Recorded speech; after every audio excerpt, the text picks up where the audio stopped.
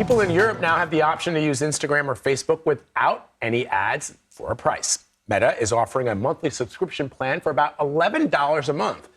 But that price will bump up to $17 early next year. It does come with a catch. Meta will still collect the same amount of personal data from each user. Shira Ovide has been covering this as a tech reporter for the Washington Post, and she joins us now. Shira, I wouldn't pay $1 to not get ads on, because it's not like Hulu or HBO Max or Netflix, where I'm getting like content with really talented people, or the ads are like interrupting, your viewing pleasure. Yes. You can just ignore these ads. My argument is always like, it's really hard to get people to pay for something that you've already been giving them for free. So why is Meta doing this?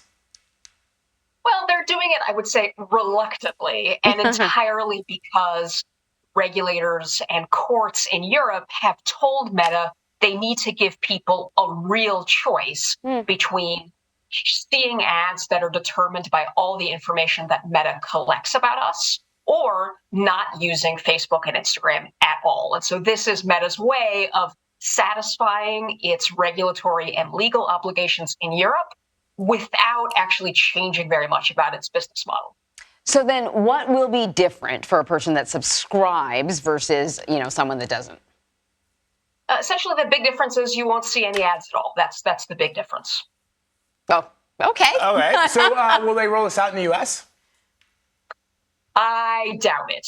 Again, Meta is doing this because it was forced to do this by regulators and court decisions in the European Union. So it wouldn't do this voluntarily in the United States, I would imagine. Of course, lawmakers in the United States could decide to force Meta to do something similar, but I think it's probably safe to assume that at least in Washington, the ability to make new laws around technology is pretty limited right now. So Don't count on it. You said that the difference in terms of the user experience is you won't see any ads. But will Meta still be collecting data on you? It's just that they won't be able to sort of flip that around immediately and then hit you with ads based on that data. But they're still getting your information. Correct. That's the big catch, obviously, apart from the price, which, as you said, right, is $17 a month next year for Instagram and Facebook is pretty steep for a lot of people. And the other catch, as you said, is Meta's still going to collect more or less the same amounts of information that it does now on people in Europe who subscribe to this service.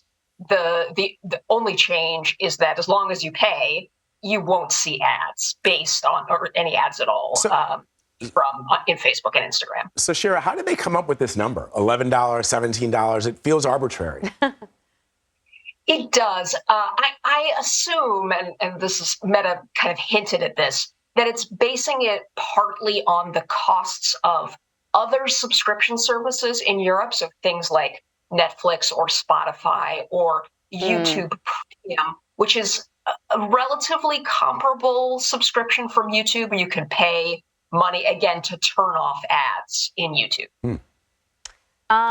So are there any sort of regulations in place that can force companies to collect less of our personal data?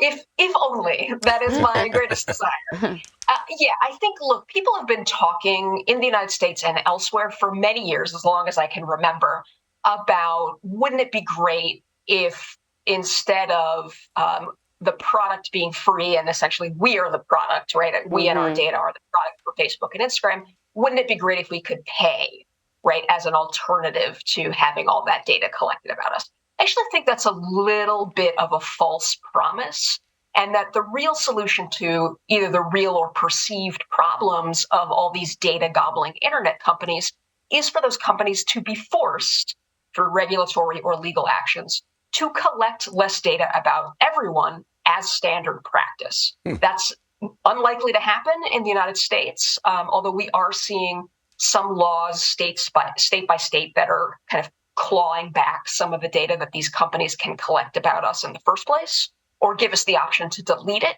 But I do think the ultimate solution is forcing these companies to collect less information about us. We'll see how that goes. That would basically transform their entire business model. So it's a heavy lift. Shira Ovide, thank you very much.